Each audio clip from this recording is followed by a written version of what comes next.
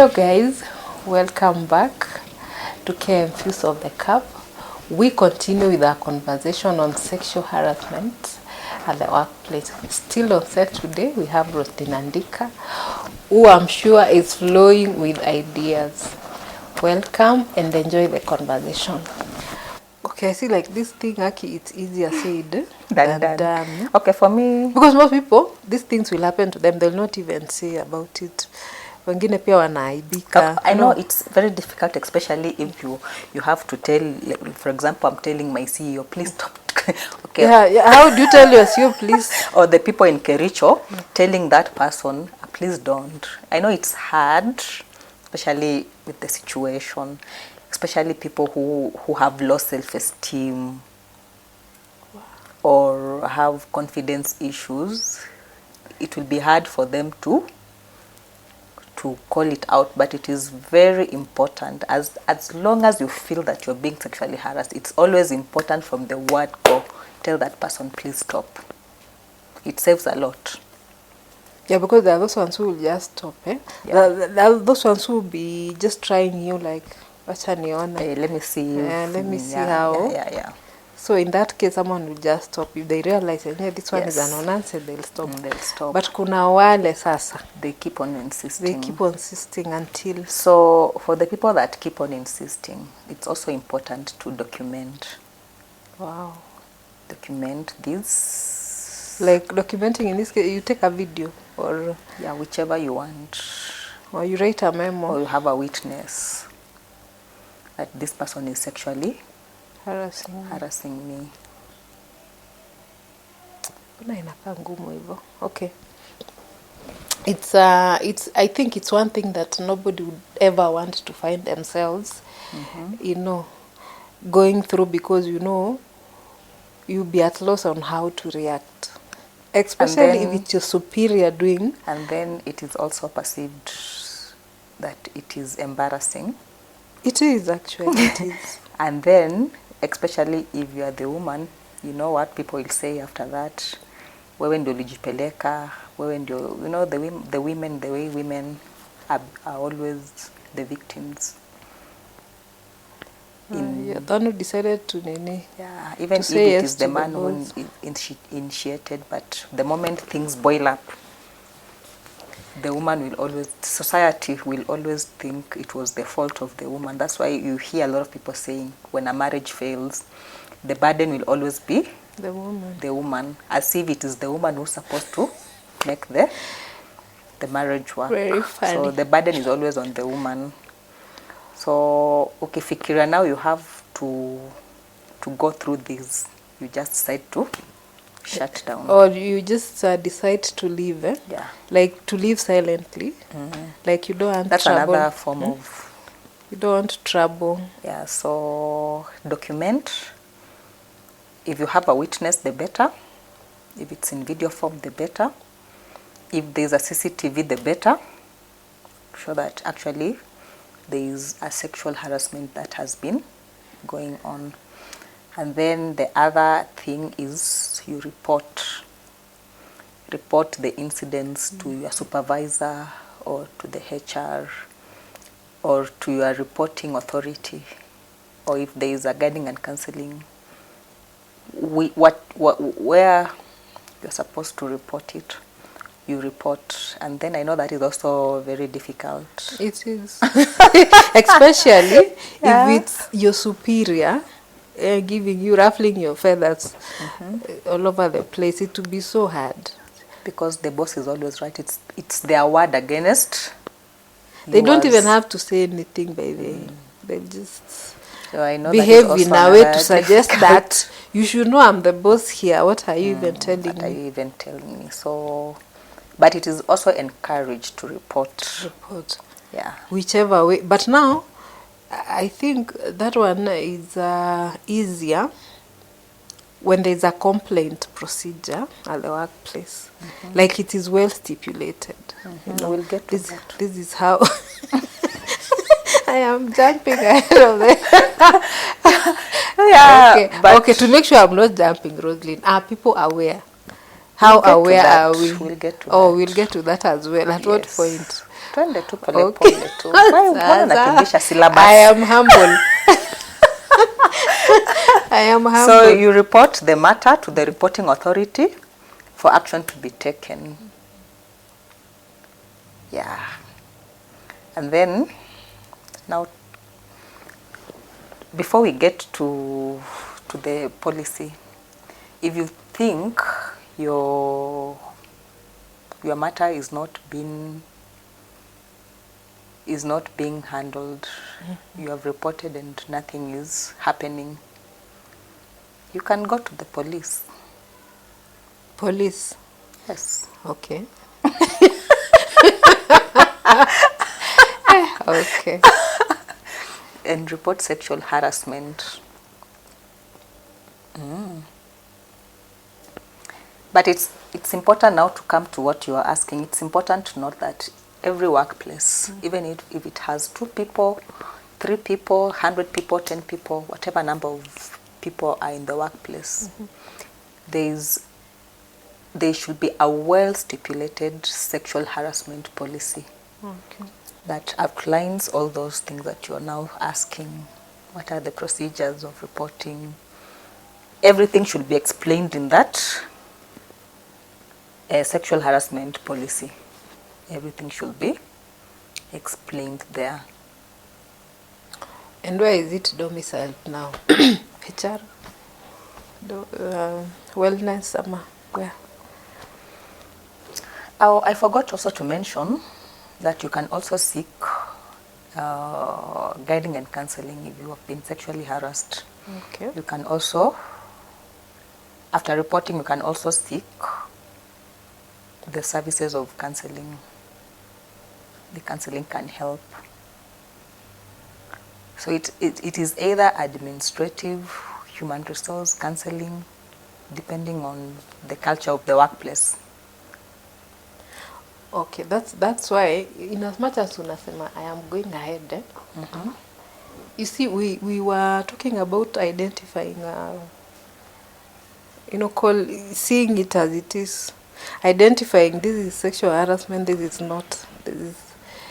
But are people even aware of some of these things? Yes, they're not aware, and that's why anytime you're being employed, you're coming into a new work employment space, it's difficult, especially to the low income earners, because they are not aware of most things. But for the well-versed people, it is always wise to ask for the sexual harassment policy over, although it will look funny at you are going into Ati umefika hivi and you're already asking for a sexual harassment policy. But that's now where the induction comes in. When people are inducted, all those things should be explained during induction. And then, so policies are always being formulated day in, day out, and being reviewed. So it is also important for the employer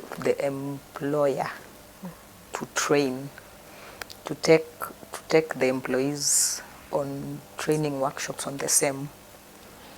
We've also said kuna induction zile zina happening after 6 months. I know. By that time you're already sexually harassed. You have already been sexually harassed. Wow. I remember when I first got employed, my stories. I got employed in Ardhi House. In Ardhi House. And wanasemanga Ardhi House ndio shetani anaishi na watoto wake na wajukuu na kila kitu. Sijasema hivyo. I have not said that. Shauri yako. Mimi sijataja. So at the house. When I first got employed in 2012, my late father, sat me down and told me, where you are going is like a Sodom and Gomorrah. First of all, nilikuwa shocked that my father is telling me this. Like your dad. Me, no one told me anything about... So, akaniambia, there's a lot of money at the house. And a lot of people have died and they were buried because of the same because there's so much promiscuity. Promiscuity. Yeah, that word that goes on in that workspace. So he was basically telling me to be very aware of the place I was going and to be very careful, because he told me that men will ask you out for lunch, innocent lunches, and they will pamper you with money, and then the next thing you know, you have done this, done that, and what a father. Okay. Now your father. Okay. Was he specific? Okay. When I went to the office, I was so afraid of everybody. So people would tell me, "So we go for lunch." I'm like, "I'm okay." Inside, I'm my okay. dad said that you should not go for I'm lunch. just thinking about what my father told. So I was so afraid of people and all those things. So imagine if my father told me that. What had he seen? Because my father was a civil servant all his years. Yeah. So you can imagine why he told me that. And then what happened? So I was just careful. Yes. Like I never accepted any lunch invites.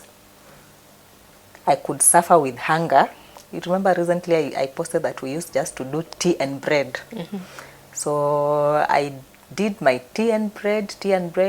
So I started loosening up maybe after 1 year when I saw, this is just a kawaida It's just thing. normal life. So now I started loosening up. But the first year, I was so, that voice just kept on ringing in my head that place is Sodom and Gomorrah.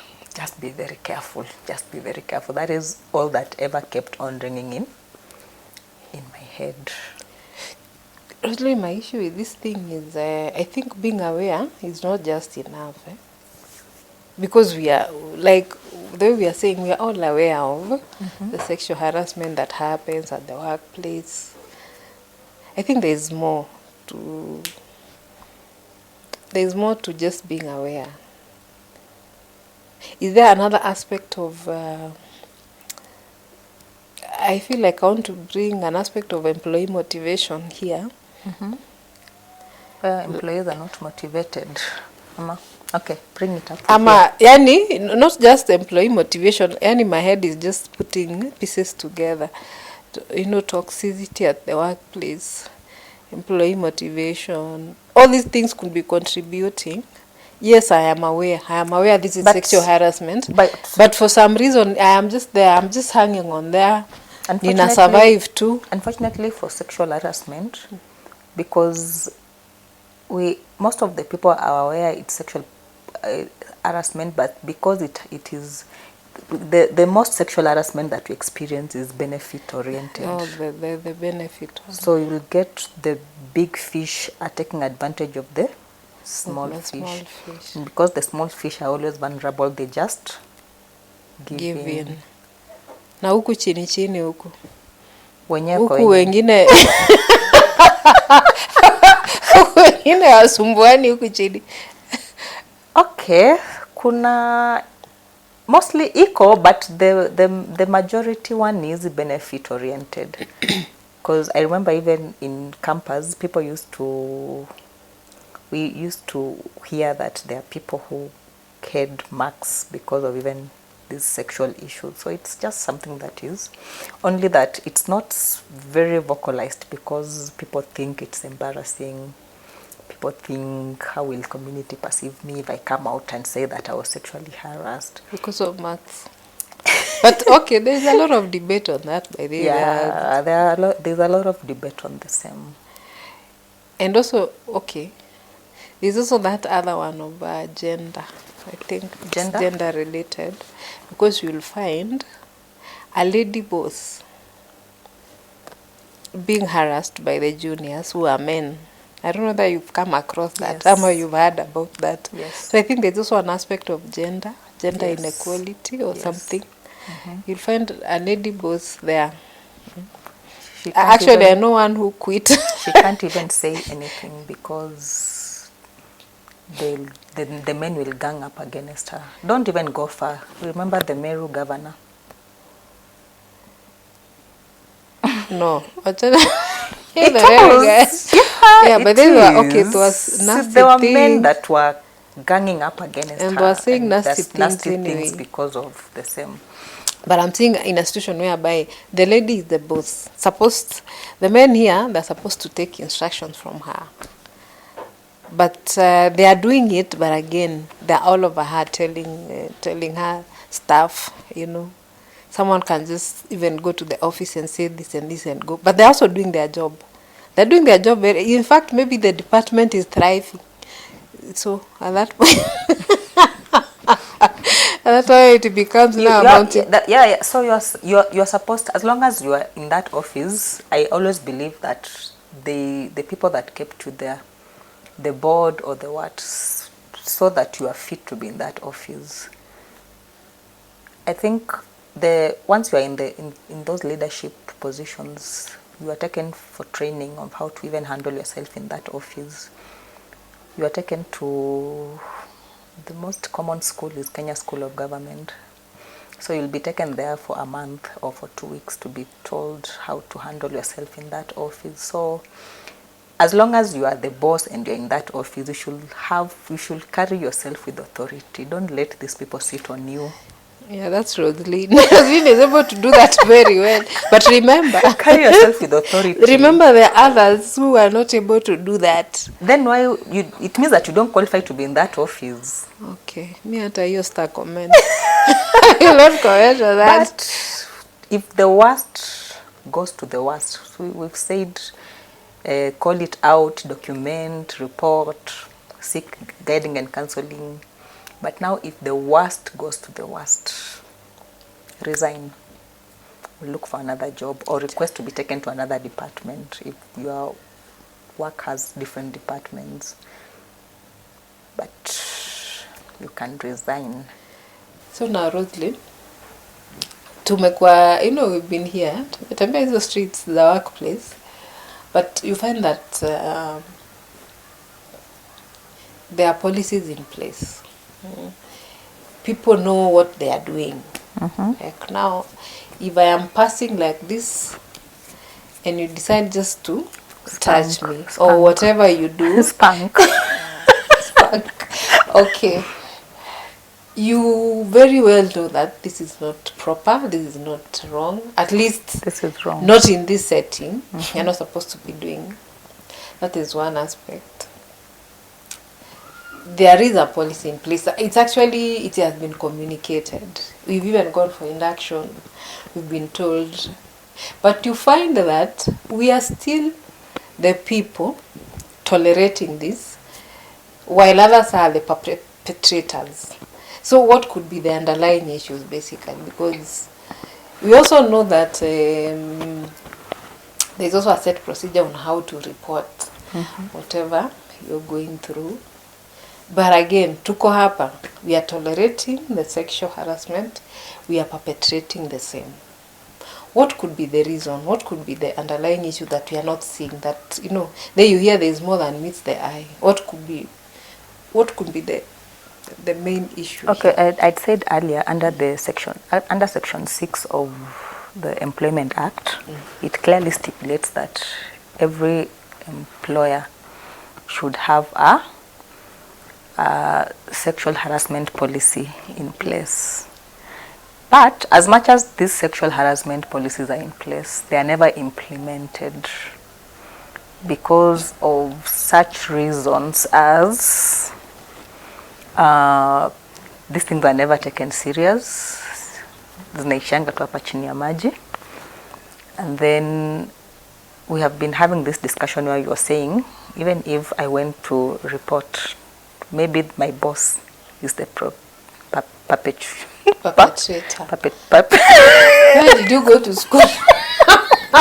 Perpetrator of the sexual harassment. Yeah. So the chances of that sexual harassment, the report going any further chances are very nil.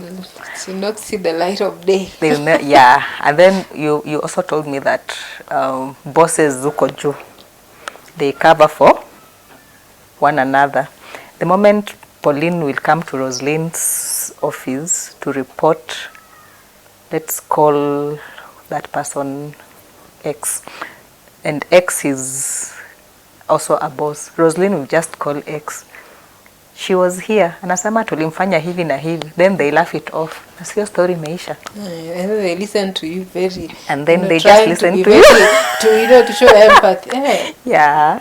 Pole. Yeah. Alafu akafanyaje? Like but inside you'll they're be forced actually to laughing. keep repeating that story. But no, it's Yeah. very serious because you've had even people who have suffered some extreme forms of sexual harassment, actually up to rape, when they go report to the authorities, in this case the police station, you will be taken around repeating that same story Yes. to different people. Yes. Until now, you just feel, I don't need this. In my pain, this is not what I need. So, Yeah. I get what you're saying, and it's really bad. Yeah. So those are the underlying issues. Your truth, there is no seriousness about it. The perpetrators are the same people that we're supposed to report to, and then bosses. Okay, where I come from, the boss is always right. So it is always your word, the boss's Against word that. against Mine. mine's, and in this case, because he is the superior or she is the superior, wewe utashinda hapo na kesi zako. But there's the Sexual Offense Act. In that act, the jail term for a person who has been found guilty of sexual harassment is 3 years with a fine of 100,000. So I think if there was just one person in the workspace that harassed somebody sexually, and then the case was pursued in court, and they were given 3 years, Everybody would be. that one person to serve as an example. I think now It this will thing will send be taken with the seriousness that it deserves. But because of the underlying issues, we still have a long way to go. I think it's just the implementation. Yeah. So Because now, it's there and you have seen the repercussions, but is it ever implemented? How many cases have you had even in the media towards the same? Other than, I think the first one that I had was of the Kericho one that was brought to light, the tea farmers. and you see that one was like, it had gone all the way. Yeah. Because I believe by the time someone tells you you're supposed to meet me at this place, this and this time, that person didn't just start there. Yeah. It's been step 1, step 2, step 3, until now. It happens that you have to meet me. Yes. At this place where you want, whether you want it or yes. Yes. Wow. So we were talking about resigning. If the worst goes to the worst, you can always opt to resign, or getting a transfer, or going to another department. If your office has departments, that is. Are there people who are prone to being sexually? Yeah. I know I don't sound very good. Yes, there are. Are there people who are? Yes. Like I would still go to another department and yes. Ask me why. Yeah, why? There's in the professional ethics. I'm sure there's always outlined the mode of dressing, but you'll find that these people who will always come to the office dressed skimpily. If it's the trouser, it is very tight. But you know now that in those areas, if it is the skirt, it started early and ended. It started late and ended early. I know what you're saying. The blouse, the cleavage. Honestly, let me tell you, you're going to be told that. My dress, my choice. No, you are blaming the victim. No, but ukiendeleza hiyo mjadala sana, we've said, I don't know if it's another discussion where we are saying men are visual. Yes. So if you come to the office, your cleavage is out, your thighs are out. Your trouser is so tight. What do you expect of them, Pauline? I remember how that conversation went. If it's a man, they have been going to the gym and here they are putting on a very tight shirt so the abs are But all you out. said women are not visual. That's why I'm okay. In as much as I was asking, I was saying that there are people who are So these people who have six pack, when they put on those tight fitting t-shirts, they bring out the six pack, and that's what ladies may be like. Mimi siko hapo, imagine. I am saying you are the one who said women are not visual. Yeah, but hata kama ni wewe, let's say our director Brian, you see the way he's built, and then he's here with a very tight fitting t-shirt.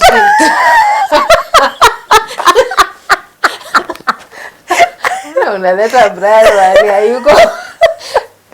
Okay, so, but I am saying that in as much as tunasema hivyo, we need to be very careful because it's always, viewed as you're blaming the victim. It's not blaming the but victim, I'm also but also the victim is also. So you need to take, okay. Yeah, just be modest in your dressing. Why do you have to show your thighs when you're coming to the office or cleavage? Or why do you have to put on very tight clothes? Tight. So what you're saying is that be modest. Yeah, so that even if that person was, the men will always say when such cases come out, they'll always say to use that in our meeting, that thing was being addressed of dressing. It was being addressed because it had come to the highest authority had noticed that people come to the office dressed vile wanafikiria, vile wanataka. Like, because they were saying that they were going to a meeting somewhere, and somebody was carrying a file with the name of the organization on it. So they were wondering, is this a staff really? Because the way she was dressed, it was very, very, very, very... So what you're saying, Roslyn, is your presentation, your overall presentation can... Yes, you can also attract sexual violence as a person. That's what I'm trying to say. Okay. Yeah. You got supported by any... You as also the victim can also... Even these women that are normally stripped in the streets, so it's just because they were showing too much. You are attracting violence. No, I'm not saying it is okay, yeah. But I'm saying even you, the way you are presenting yourself. You need to look out for yourself. When every morning before you come out of your house, just go to the mirror, look at the mirror and see, am I really hii nguo nimevaa iko sawa kweli? Kwanza I'm sorry, but kuna hizi manguo zimetokea sijui zinaitwa pencil, this one that follow. I think those clothes should never be put on in the office. I have a nice body. Shall you say? Those clothes should never see the light of the day in the office because they are tempting. And then you see those clothes when you walk, they have a way of zinajisongeshanga juu. So you see, as much as I don't want to say this, but sometimes the victim also they may lead to the harasser to harass them. Okay. Yeah. Men and women. Both men and women. Yes. But for men, it is a topic for another day. Yes. Wow. It's been an interesting discussion. Actually, it is very wide. The matter of sexual harassment is I'm concluding, it's very wide. But the most sad thing about it is that most of the cases never see the light of the day. Because as we have said, people deem these things as embarrassing. They think that society will judge them harshly if they came up. So most of them will never see the light of the day. So guys, we wish to bring this to an end. It's really a wide topic, and probably we'll continue discussing it in future. And also would like to hear your comments at the comment section. Subscribe, like, and share the conversation. Thank you.